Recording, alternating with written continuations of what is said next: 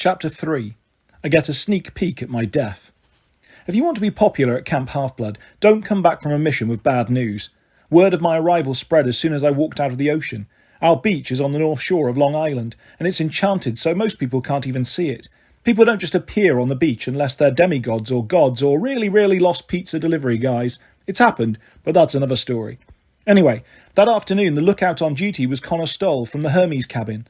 When he spotted me, he got so excited he fell out of his tree, and then he blew the conch horn to signal the camp and ran to greet me. Connor had a crooked smile that matched his crooked sense of humour. He's a pretty nice guy, but you should always keep one hand on your wallet when he's around, and do not under any circumstances give him access to shaving cream unless you want to find your sleeping bag full of it. He's got curly brown hair and is a little shorter than his brother Travis, which is the only way I can tell them apart. They are both so unlike my old enemy Luke, it's hard to believe they're all sons of Hermes. "Percy!" he yelled. "What happened? Where's Beckendorf?" Then he saw my expression, and his smile melted. "Oh no, poor Selina, holy Zeus, when she finds out." Together we climbed the sand dunes. A few hundred yards away, people were already streaming towards us, smiling and excited. "Percy's back," they were probably thinking. "He saved the day. Maybe he brought souvenirs." I stopped at the dining pavilion and waited for them. No sense rushing down there to tell them what a loser I was. I gazed across the valley and tried to remember how Camp Half-Blood looked the first time I ever saw it. That seemed like a bajillion years ago. From the dining pavilion you could see pretty much everything. Hills ringed the valley. On the tallest Half-Blood hill, Thalia's pine tree stood, with the golden fleece hanging from its branches, magically protecting the camp from its enemies. The guard dragon, Peleus, was so big now I could see him from here, curled around the tree trunk, sending up smoke signals as he snored. To my right spread the woods. To my left the canoe lake glittered, and the climbing wall glowed from the lava pouring down its side. 12 cabins, one for each Olympian god, made a horseshoe pattern around the commons area. Further south were the strawberry fields, the armoury, and the 4-storey big house with its sky blue paint job and its bronze eagle weather vane. In some ways, the camp hadn't changed, but you couldn't see the war by looking at the buildings or the fields. You could see it in the faces of the demigods and satyrs and naiads coming up the hill. There weren't as many at camp as 4 summers ago. Some had left and never come back. Some had died fighting. Others, we tried not to talk about them, had gone over to the enemy. The ones who were still here were battle-hardened and weary.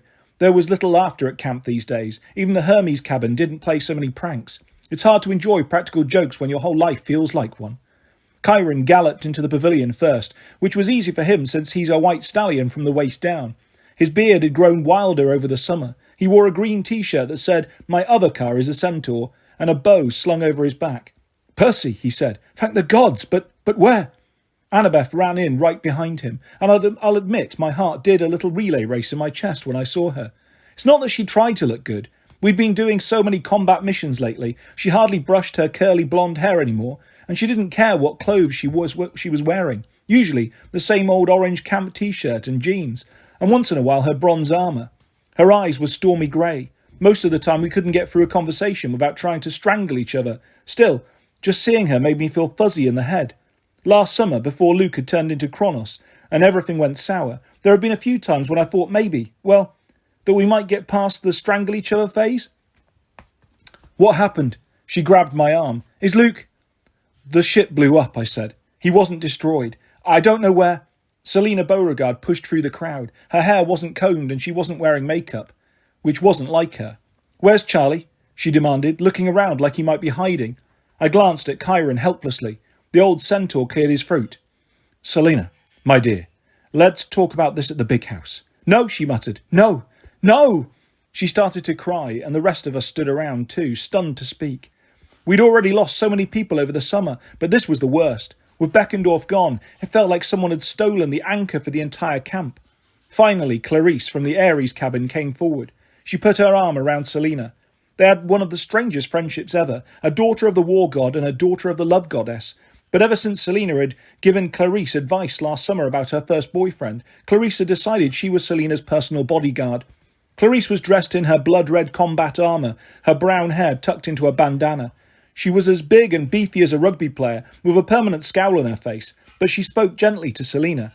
"Come on, girl," she said. "Let's get to the big house. I'll make you some hot chocolate." Everyone turned and wandered off in 2s and 3s, heading back to the cabins. Nobody was excited to see me now. Nobody wanted to hear about the blown-up ship. Only Annabeth and Chiron stayed behind. Annabeth wiped a tear from her cheek. I'm glad you're not dead, seaweed brain. Thanks, I said. Me too. Chiron put a hand on my shoulder. I'm sure you did everything you could, Percy. Will you tell us what happened? I didn't want to go through it again, but I told them the story, including my dream about the Titans.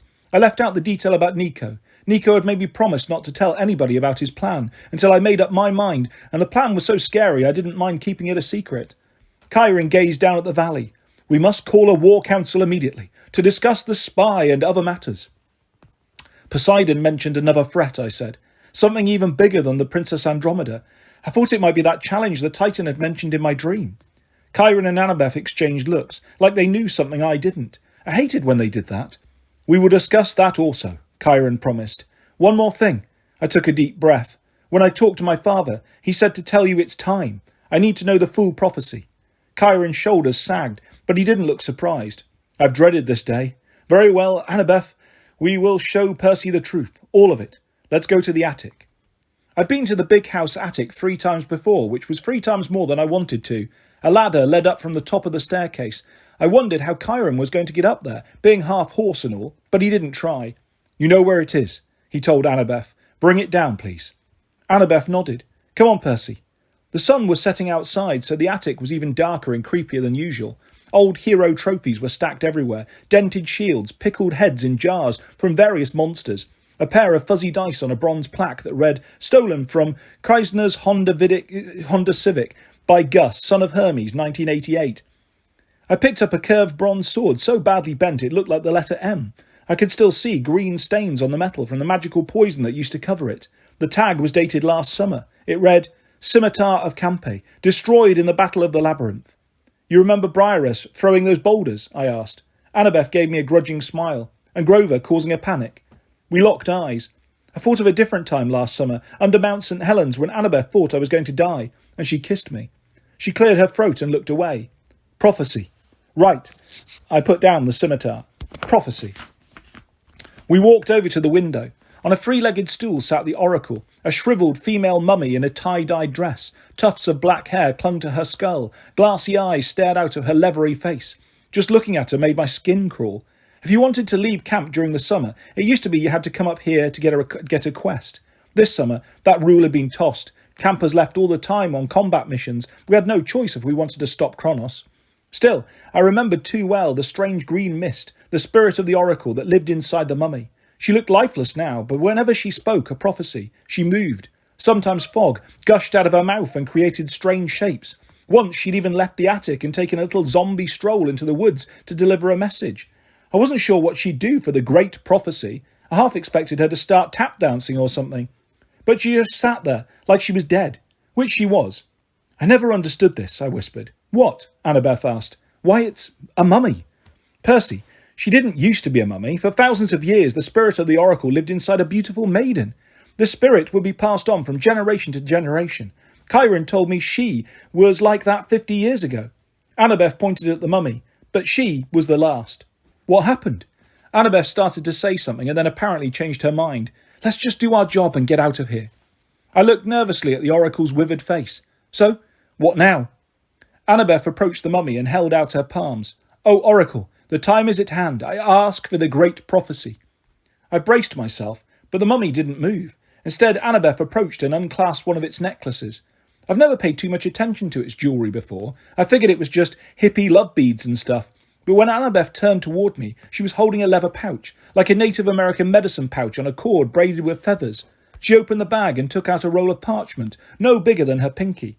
No way, I said. You mean all these years I've been asking about this stupid prophecy, and it's been right there around her neck? The time wasn't right, Annabeth said. Believe me, Percy, I read this when I was 10 years old, and I still have nightmares about it. Great, I said. Can I read it now? Downstairs to the War Council, Annabeth said, not in front of... You know. I looked at the glassy eyes of the oracle, and I decided not to argue. We headed downstairs to join the others. I didn't know it then, but it would be the last time I ever visited the attic. The senior councillors had gathered around the ping-pong table. Don't ask me why, but the rec room had become the camp's informal headquarters for war councils. When Annabeth, Chiron and I came in, though, it looked more like a shouting match. Clarice was still in full battle gear. Her electric spear was strapped to her back. Actually, her second electric spear, since I'd broken the first one. She called the spear Maimer. Behind her back, everybody else called it Lamer. She had her boar-shaped helmet under one arm and a knife at her belt. She was in the midst of yelling at Michael Yu, the new head counsellor for Apollo, which looked kind of funny since Clarice was a foot taller. Michael had taken over the Apollo cabin after Lee Fletcher died in battle last summer. Michael stood 4'6", with another 2 feet of attitude. He reminded me of a ferret, with a pointy nose and scrunched up features, either because he scowled so much or because he spent too much time looking down the shaft of an arrow. "It's our loot," he yelled, standing on his tiptoes so he could get in Clarice's face. "If you don't like it, you can kiss my quiver." Around the table, people were trying not to laugh. The Stoll brothers, Pollux from the Dionysus cabin, Katie Gardner from Demeter, even Jake Mason, the hastily appointed new counsellor from Hephaestus, managed a faint smile. Only Selina Beauregard didn't pay any attention. She sat beside Clarice and stared vacantly at the ping-pong net. Her eyes were red and puffy. A cup of hot chocolate sat untouched in front of her. It seemed unfair that she had to be here. I couldn't believe Clarice and Michael standing over her, arguing about something as stupid as loot, when she'd just lost Beckendorf. "Stop it," I yelled. "What are you guys doing?" Clarice glowered at me. "Tell Michael not to be a selfish jerk." "Oh, that's perfect, coming from you," Michael said. "The only reason I'm here is to support Selina," Clarice shouted. "Otherwise I'd be back in my cabin." "What are you talking about?" I demanded. Pollux cleared his throat. "Clarice has refused to speak to any of us until her, issue is resolved. She hasn't spoken for 3 days." "It's been wonderful," Travis Stoll said wistfully. "What issue?" I asked. Clarice turned to Chiron. "You're in charge, right? Does my cabin get what we want or not?" Chiron shuffled his hooves. "My dear, as I've already explained, Michael is correct. Apollo's cabin has the best claim. Besides, we have more important matters." "Sure," Clarice snapped. "Always more important matters than what Ares needs. We're just supposed to show up and fight when you need us and not complain." "That would be nice," Connor Stoll muttered. Clarice gripped her knife. "Maybe I should ask Mr. D." "As you know," Chiron interrupted, his tone slightly angry now, "our director, Dionysus, is busy with the war. He can't be bothered with this." "I see," Clarice said. "And the senior counsellors, are any of you going to side with me?" Nobody was smiling now. None of them met Clarice's eyes. "Fine." Clarice turned to Selina. "I'm sorry. I didn't mean to get into this when you've just lost. Anyway, I apologise. To you, nobody else." Selina didn't seem to register her words. Clarice threw her knife on the ping-pong table. "All of you can fight this war without Ares. Until I get satisfaction, no one in my cabin is lifting a finger to help. Have fun dying." The counsellors were all too stunned to say anything as Clarice stormed out of the room. Finally, Michael Yu said, "Good riddance." "Are you kidding?" Katie Gardner protested. "This is a disaster." "She can't be serious," Travis said. "Can she?" Chiron sighed. "Her pride has been wounded. She'll calm down eventually." But he didn't sound convinced. I wanted to ask what the heck Clarice was so mad about, but I looked at Annabeth and she mouthed the words, "I'll tell you later."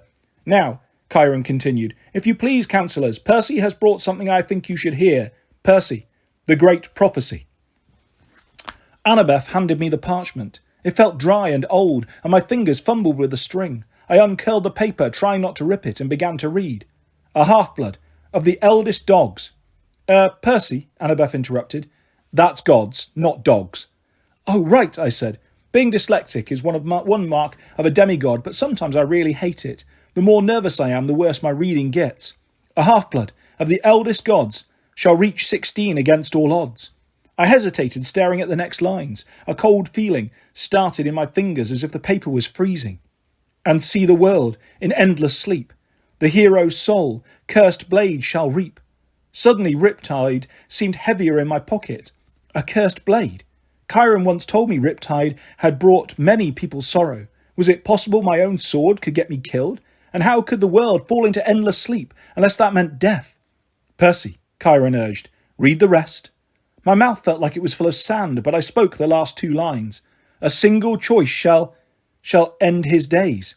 Olympus to pursue, preserve," Annabeth said gently. "It means to save." "I know what it means," I grumbled. "Olympus, to preserve or raise." The room was silent. Finally, Connor Stoll said, "Raise is good, isn't it?" "Not raise," Selina said. Her voice was hollow, but I was startled to hear her speak at all. "R-A-Z-E means destroy." "Obliterate," Annabeth said. "Annihilate, turn to rubble." "Got it." My heart felt like lead. "Thanks." Everybody was looking at me, with concern or pity, or maybe a little fear. Chiron closed his eyes as if he was saying a prayer. In horse form, his head almost brushed the lights in the rec room. You see now, Percy, why we thought it best not to tell you the whole prophecy. You've had enough on your shoulders. Without realising I was going to die in the end anyway, I said. Yeah, I get it. Chiron gazed at me sadly. The guy was 3,000 years old. He'd seen hundreds of heroes die. He might not like it, but he was used to it. He probably knew better than to try to reassure me. Percy, Annabeth said, you know prophecies always have double meanings. It might not literally mean you die. Sure, I said. A single choice shall end his days. That has tons of meanings, right? Maybe we can stop it, Jake Mason offered. The hero's soul, cursed blade, shall reap. Maybe we could find this cursed blade and destroy it. Sounds like Kronos' scythe, right? Hadn't thought about that. But it didn't matter if the cursed blade was Riptide or Kronos' scythe. Either way, I doubted we could stop the prophecy. A blade was supposed to reap my soul. As a general rule, I preferred not to have my soul reaped. Perhaps we should let Percy think about these lines, Chiron said. He needs time. No. I folded up the prophecy and shoved it into my pocket. I felt defiant and angry, though I wasn't sure who I was angry with. I don't need time. If I die, I die. I can't worry about that, right? Annabeth's hands were shaking a little. She wouldn't meet my eyes. Let's move on, I said. We've got other problems. We've got a spy. Michael Yu scowled. A spy? I told them what had happened on the Princess Andromeda, how Kronos had known we were coming, how he'd shown me the silver scythe pendant he'd used to communicate with someone at camp. Selina started to cry again, and Annabeth put an arm around her shoulders. Well, Connor Stoll said uncomfortably, we suspected there might be a spy for years, right? Somebody kept passing information to Luke, like the location of the Golden Fleece a couple of years ago. It must be somebody who knew him well. Maybe subconsciously, he glanced at Annabeth. She'd known Luke better than anyone, of course, but Connor looked away quickly. It could be anybody. Yes, Katie Gardner frowned at the Stoll brothers. She disliked them ever since they decorated the grass roof of the Demeter cabin with chocolate Easter bunnies, like one of Luke's siblings. Travis and Connor both started arguing with her. Stop! Selina banged the table so hard her hot chocolate spilled. Charlie's dead, and you're all arguing like little kids. She put her head down and began to sob. Hot chocolate trickled off the ping-pong table, and everybody looked ashamed. She's right, Pollux said at last. Accusing each other doesn't help. We need to keep our eyes open for a silver necklace with a scythe charm. If Kronos had one, the spy probably does too. Michael Yu grunted. We need to find this spy before we plan our next operation. Blowing up the Princess Andromeda won't stop Kronos forever. No need. No, indeed, Chiron said. In fact, his next assault is already on the way. I scowled. You mean the bigger threat Poseidon mentioned? He and Annabeth looked at each other like, it's time. Did I mention I hate it when they do that? Percy, Chiron said, we didn't want to tell you until you returned to camp. You needed to break with your mortal friends. Annabeth blushed. It dawned on me that she knew I'd been hanging out with Rachel, and I felt guilty. And then I felt angry that I felt guilty. I was allowed to have friends outside camp, right? It wasn't like, tell me what's happened, I said. Chiron picked up a bronze goblet from the snack table. He tossed water onto the hot plate, where we usually melted nacho cheese. Steam billowed up, making a rainbow in the fluorescent lights. Chiron fished a golden drachma out of his pouch, tossed it through the mist, and muttered, "O Iris, goddess of the rainbow, show us the threat." The mist shimmered. I saw the familiar image of a smouldering volcano, Mount St. Helens. As I watched, the side of the mountain exploded. Fire, ash, and lava rolled out. A newscaster's voice was saying, even larger than last year's eruption, and geologists warn that the mountain may not be done. I knew all about last year's eruption. I'd caused it. But this explosion was much worse. The mountain tore itself apart, collapsing inward, and an enormous form rose out of the smoke, and lava, like it, was emerging from a manhole. I hoped the mist would keep the humans from seeing it clearly, because what I saw would have caused panic and riots across the entire United States. The giant was bigger than anything I'd ever encountered. Even my demigod eyes couldn't make out its exact form through the ash and fire, but it was vaguely humanoid, and so huge it could have used the Chrysler Building as a baseball bat. The mountain shook with a horrible rumbling, as if the monster was laughing. "It's him," I said. "Typhon." I was seriously hoping Chiron would say something good like, "No, that's our huge friend Leroy, he's going to help us." But no such luck. He simply nodded. "The most horrible monster of all. The biggest single threat the gods ever faced. He has been freed from under the mountain at last. But this scene is from 2 days ago. Here is what is happening today." Chiron waved his hand, and the image changed. I saw a bank of storm clouds rolling across the Midwest plains. Lightning flickered. Lines of tornadoes destroyed everything in their path, ripping up houses and trailers, tossing cars around like matchbox toys. Monumental floods, an announcer was saying. 5 states declared disaster areas as the freak storm system sweeps east, continuing its path of destruction. The camera zoomed in on a column of storm bearing down on some Midwest city. I couldn't tell which one. Inside the storm I could see the giant, just small glimpses of his true form, a smoky arm, a dark clawed hand the size of a city block. His angry roar rolled across the plains like a nuclear blast. Other smaller forms darted through the clouds, circling the monster. I saw flashes of light, and I realized the giant was trying to swat them. I squinted and thought I saw a golden chariot flying into the blackness. Then some kind of huge bird, a monstrous owl, dived in to attack the giant. "Are those the gods?" I said.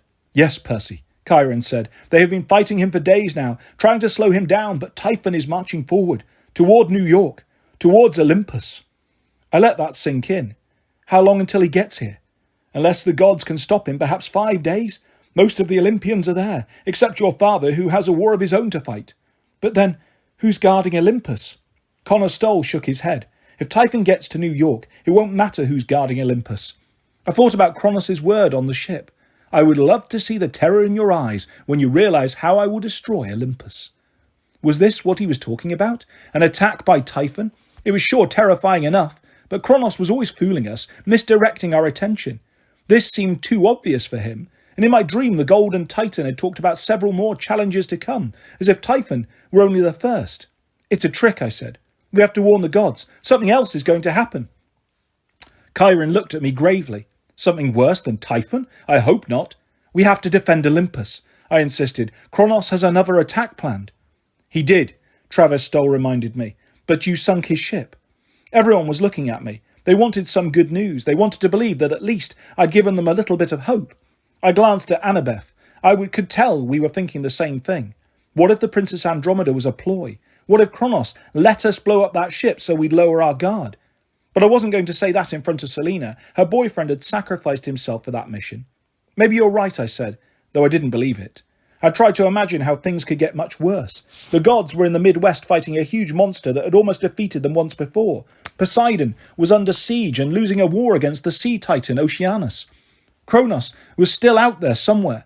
Olympus was virtually undefended. The demigods of Camp Half-Blood were on our own, with a spy in our midst. Oh, and according to the ancient prophecy, I was going to die when I turned 16, which happened to be in 5 days, the exact same time Typhon was supposed to hit New York. Almost forgot that. "Well," Chiron said, "I think that's enough for one night." He waved his hand and the steam dissipated. The stormy battle of Typhon and the gods disappeared. "That's an understatement," I muttered, and the War Council adjourned. Chapter 4. We burn a metal shroud. I dreamed Rachel Elizabeth Dare was throwing darts at my picture. She was standing in her room. Okay, back up. I have to explain that Rachel doesn't have a room. She has the top floor of her family's mansion, which is a renovated brownstone in Brooklyn. Her room is a huge loft with industrial lighting and floor-to-ceiling windows. It's about twice as big as my mum's apartment. Some alt-rock was blaring from her paint-covered Bose docking system. As far as I could tell, Rachel's only rule about music was that no 2 songs on her iPod could sound the same, and they all had to be strange. She wore a kimono, and her hair was frizzy, like she'd been sleeping. Her bed was messed up. Sheets hung over a bunch of artists' easels. Dirty clothes and old energy bar wrappers were strewn around the floor, but when you've got a room that big, the mess doesn't look so bad. Out the windows you could see the entire nighttime skyline of Manhattan. The picture she was attacking was a painting of me standing over the giant Antaeus. Rachel had painted it a couple of months ago. My expression in the picture was fierce, disturbing even, so it was hard to tell if I was the good guy or the bad guy, but Rachel said I'd look just like that after the battle. "Demigods," Rachel muttered as she threw another dart at the canvas, "and their stupid quests." Most of the darts bounced off, but a few stuck. One hung off my chin like a goatee. Someone pounded on her bedroom door. "Rachel!" a man shouted. "What in the world are you doing? Turn off that—" Rachel scooped up her remote control and shut off the music. "Come in." Her dad walked in, scowling and blinking from the light. He had rust-coloured hair, a little darker than Rachel's. It was smushed on one side like he'd lost a fight with his pillow. His blue silk pyjamas had WD monogrammed on the pocket. Seriously, who has monogrammed pyjamas? "What is going on?" he demanded. "It's 3 in the morning." Couldn't sleep, Rachel said. On the painting a dart fell off my face. Rachel hid the rest behind her back, but Mr. Dare noticed. So, I take it your friend isn't coming to St. Thomas? That's what Mr. Dare called me. Never Percy, just your friend or young man if he was talking to me, which he rarely did. Rachel knit her eyebrows. I don't know. We leave in the morning, her dad said, if he hasn't made up his mind yet. He's probably not coming, Rachel said miserably. Happy? Mr. Dare put his hands behind his back. He paced the room with a stern expression. I imagined he did that in the boardroom of his land development company and made his employees nervous. Are you still having bad dreams? He asked. Headaches? Rachel threw her darts on the floor.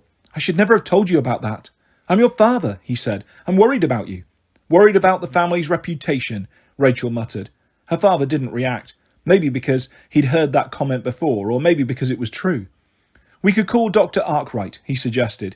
He helped you get through the death of your hamster. I was 6 then, she said, and no, Dad, I don't need a therapist. She shook her head helplessly. Her father stopped in front of the windows. He gazed at the New York skyline as if he owned it, which wasn't true. He only owned part of it. It will be good for you to get away, he decided. You've had some unhealthy influences. I'm not going to carry on Ladies' Academy, Rachel said, and my friends are none of your business. Mr. Dare smiled, but it wasn't a warm smile. It was more like, someday you'll realise how silly you sound. Try to get some sleep, he urged. We'll be at the beach by tomorrow night. It will be fun. Fun, Rachel repeated. Lots of fun. Her father exited the room. He left the door open behind him. Rachel stared at the portrait of me, and then she walked to the easel next to it, which was covered in a sheet. I hope they're dreams, she said. She uncovered the easel. On it was a hastily sketched charcoal, but Rachel was a good artist. The picture was definitely Luke as a young boy. He was about 9 years old, with a wide grin and no scar on his face. I had no idea how Rachel could have known what he looked like back then, but the portrait was so good, I had a feeling she wasn't guessing. From what I knew about Luke's life, which wasn't much, the picture showed him just before he'd found out he was a half-blood and had run away from home. Rachel stared at the portrait. Then she uncovered the next easel. This picture was even more disturbing. It showed the Empire State Building with lightning all around it. In the distance a dark storm was brewing, with a huge hand coming out of the clouds. At the base of the building a crowd had gathered, but it wasn't a normal crowd of tourists and pedestrians. I saw spears, javelins and banners, the trappings of an army. Percy, Rachel muttered, as if she knew I was listening. What is going on? The dream faded, and the last thing I remember was wishing I could answer her question. The next morning I wanted to call her, but there were no phones at camp. Dionysus and Chiron didn't need a landline. They just called Olympus with an iris message whenever they needed something, and when demigods use cell phones, the signals agitate every monster within 100 miles. It's like sending up a flare. Here I am, please rearrange my face. Even within the safe borders of camp, that's not the kind of advertising we wanted to do. Most demigods, except for Annabeth and a few others, don't even own cell phones, and I definitely couldn't tell Annabeth, hey, let me borrow your phone so I can call Rachel. To make the call, I would have had to leave camp and walk several miles to the nearest convenience store. Even if Chiron let me go, by the time I got there, Rachel would have been on the plane to St. Thomas. I ate a depressing breakfast by myself at the Poseidon table. I kept staring at the fissure on the marble floor where 2 years ago Nico had banished a bunch of bloodthirsty skeletons to the underworld. The memory didn't exactly improve my appetite. After breakfast, Annabeth and I walked down to inspect the cabins. Actually, it was Annabeth's turn for inspection. My morning chore was to sort through reports for Chiron. But since we both hated our jobs, we decided to do them together so it wouldn't be so heinous. We started at the Poseidon cabin, which was basically just me. I'd made my bunk bed that morning, well, sort of, and straightened the Minotaur horn on the wall, so I gave myself a 4 out of 5. Annabeth made a face. You're being generous. She used the end of her pencil to pick up an old pair of running shorts. I snatched them away. Hey, give me a break. I don't have Tyson cleaning up after me this summer. 3 out of 5, Annabeth said. I knew better than to argue, so we moved along. I tried to skim through Chiron's stack of reports as we walked.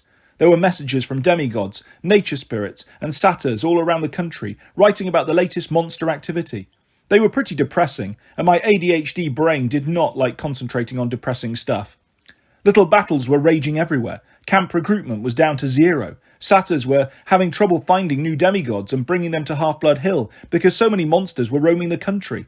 Our friend Thalia, who led the Hunters of Artemis, hadn't been heard from in months, and if Artemis knew what had happened to them, she wasn't sharing information. We visited the Aphrodite cabin, which of course got a 5 out of 5. The beds were perfectly made. The clothes in everyone's footlockers were colour coordinated. Fresh flowers bloomed on the windowsills. I wanted to dock a point because the whole place reeked of designer perfume, but Annabeth ignored me. Great job as usual, Selina, Annabeth said. Selina nodded listlessly. The wall behind her bed was decorated with pictures of Beckendorf. She sat on her bunk with a box of chocolates on her lap, and I remembered that her dad owned a chocolate store in the village, which was how he'd caught the attention of Aphrodite. You want a bonbon? Selina asked. My dad sent them. He thought they might cheer me up. Are they any good? I asked. She shook her head. They taste like cardboard. I didn't have anything against cardboard, so I tried one. Annabeth passed. We promised to see Selina later and kept going. As we crossed the commons area, a fight broke out between the Ares and Apollo cabins. Some Apollo campers armed with firebombs flew over the Ares cabin in a chariot pulled by 2 Pegasi. I'd never seen the chariot before, but it looked like a pretty sweet ride. Soon the roof of the Ares cabin was burning, and naiads from the canoe lake rushed over to blow water on it. Then the Ares campers called down a curse, and all the Apollo kids' arrows turned to rubber. The Apollo kids kept shooting at the Ares kids, but the arrows bounced off. 2 archers ran by, chased by an angry Ares kid who was yelling in poetry, "Curse me, I'll pay you back. I don't want to rhyme all day, I'll make you pay." Annabeth sighed. Not that again. Last time Apollo cursed a cabin, it took a week for the rhyming couplets to wear off. I shuddered. Apollo was god of poetry as well as archery, and I'd heard him recite in person. I'd almost rather get shot by an arrow. What are they fighting about anyway? I asked. Annabeth ignored me while she scribbled on her inspection scroll, giving both cabins a 1 out of 5. I found myself staring at her, which was stupid since I'd seen her a billion times. She and I were about the same height this summer, which was a relief. Still, she seemed so much more mature. It was kind of intimidating. I mean, sure, she'd always been cute, but she was starting to be seriously beautiful. Finally, she said, "That flying chariot." "What?" "You asked what they were fighting about." Oh, right. They captured it in a raid in Philadelphia last week. Some of Luke's demigods were there with that flying chariot. The Apollo cabin seized it during the battle, but the Ares cabin led the raid, so they've been fighting about who gets it ever since. We ducked as Michael used chariot dive-bombed an Ares camper. The Ares camper tried to stab him and cuss him out in rhyming couplets. He was pretty creative about rhyming those cuss words. "We're fighting for our lives," I said, and they're bickering about some stupid chariot. "They'll get over it," Annabeth said. "Clarice will come to her senses." I wasn't so sure. That didn't sound like the Clarice I knew. I scanned more reports and we inspected a few more cabins. Demeter got a 4, Hephaestus got a 3 and probably should have got lower, but with Beckendorf being gone and all, we cut them some slack. Hermes got a 2, which was no surprise. All campers who didn't know their godly parentage were shoved into the Hermes cabin, and since the gods were kind of forgetful, that cabin was always overcrowded. Finally we got to Athena's cabin, which was orderly and clean as usual. Books were straightened on the shelves, the armour was polished, battle maps and blueprints decorated the walls. Only Annabeth's bunk was messy. It was covered in papers, and her silver laptop was still running. "Vlakis," Annabeth muttered, which was basically calling herself an idiot in Greek. Her second-in-command, Malcolm, suppressed a smile. "Yeah, we cleaned everything else. Didn't know if it was safe to move your notes." That was probably smart. Annabeth had a bronze knife that she reserved just for monsters and people who messed with her stuff. Malcolm grinned at me. "We'll wait outside while you finish inspection." The Athena campers filed out the door while Annabeth cleaned up her bunk. I shuffled uneasily and pretended to go through some more reports. Technically, even on inspection, it was against camp rules for 2 campers to be, alone in a cabin. That rule had come up a lot when Selina and Beckendorf started dating, and I know some of you might be thinking, aren't all demigods related on the godly side, and doesn't that make dating gross? But the thing is, the godly side of your family doesn't count, genetically speaking, since gods don't have DNA. A demigod would never think about dating someone who had the same godly parent, like 2 kids from Athena cabin. No way. But a daughter of Aphrodite and a son of Hephaestus? They're not related, so it's no problem. Anyway, for some strange reason, I was thinking about this as I watched Annabeth straighten up. She closed her laptop, which had been given to her as a gift from the inventor Daedalus last summer. I cleared my throat. "So, get any good info from that thing?" "Too much," she said. "Daedalus had so many ideas, I could spend 50 years just trying to figure them all out." "Yeah," I muttered. "That would be fun." She shuffled her papers, mostly drawings of buildings and a bunch of handwritten notes. I knew she wanted to be an architect someday, but I'd learned the hard way not to ask what she was working on. She'd started talking about angles and load-bearing joints until my eyes glazed over. "You know," She brushed her hair behind her ear, like she does when she's nervous. The whole thing with Beckendorf and Selina, it kind of makes you think. About what's important. About losing people who are important. I nodded. My brain started seizing on little random details, like the fact that she was still wearing those silver owl earrings from her dad, who was this brainiac military history professor in San Francisco. Yeah, I stammered. Like, is everything cool with your family? Okay, really stupid question, but hey, I was nervous. Annabeth looked disappointed, but she nodded. My dad wanted to take me to Greece this summer, she said wistfully. I've always wanted to see the Parthenon, I remembered. She managed to smile. Yeah, that's okay. There'll be other summers, right? As soon as I said it, I realised it was a boneheaded comment. I was facing the end of my days. Within a week, Olympus might fall. If the age of the gods really did end, the world as we know it would dissolve into chaos. Demigods would be hunted to extinction. There would be no more summers for us. Annabeth stared at her inspection scroll. 3 out of 5, she muttered, for a sloppy head counsellor. Come on, let's finish your reports and get back to Chiron. On the way to the big house, we read the last report, which was handwritten on a maple leaf from a satyr in Canada. If possible, the note made me feel even worse. Dear Grover, I read aloud, woods outside Toronto attacked by giant evil badger. Tried to do as you suggested and summon power of Pan. No effect. Many naiads trees destroyed. Retreating to Ottawa. Please advise. Where are you? Gleason Hedge, Protector. Annabeth grimaced. You haven't heard anything from him? Even with your empathy link? I shook my head dejectedly. Ever since last summer when the god Pan had died, our friend Grover had been drifting further and further away. The Council of Cloven Elders treated him like an outcast, but Grover still travelled all over the East Coast, trying to spread the word about Pan and convince nature spirits to protect their own little bits of the wild. He'd only come back to camp a few times to see his girlfriend, Juniper. Last I'd heard, he was in Central Park, organising the Dryads, but nobody had seen or heard from him in 2 months. We tried to send Iris messages. They never got through. I had an empathy link with Grover, so I hoped I would know if anything bad had happened to him. Grover had told me one time that if he died, the empathy link might kill me too, but I wasn't sure if that was still true or not. I wondered if he was still in Manhattan, and then I thought about my dream of Rachel's sketch. Dark clouds closing on the city, an army gathered around the Empire State Building. Annabeth. I stopped her by the Tetherball Court. I knew I was asking for trouble, but I didn't know who else to trust. Plus, I'd always depended on Annabeth for advice. Listen, I had this dream about, Rachel. I told her the whole thing, even the weird picture of Luke as a child. For a while she didn't say anything, and then she rolled up her inspection scroll so tight she ripped it. What do you want me to say? I'm not sure. You're the best strategist I know. If you were Kronos planning this war, what would you do next? I'd use Typhon as a distraction, and then I'd hit Olympus directly, while the gods were in the west. Just like in Rachel's picture. Percy, she said, her voice tight, Rachel is just a mortal. But what if her dream is true? Those other titans, they said Olympus would be destroyed in a matter of days. They said they had plenty of other challenges. And what's with that picture of Luke as a kid? We'll just have to be ready. How? I said. Look at our camp. We can't even stop fighting each other, and I'm supposed to get my stupid soul reaped. She threw down her scroll. I knew we shouldn't have shown you the prophecy. Her voice was angry and hurt. All it did was scare you. You run away from things when you're scared.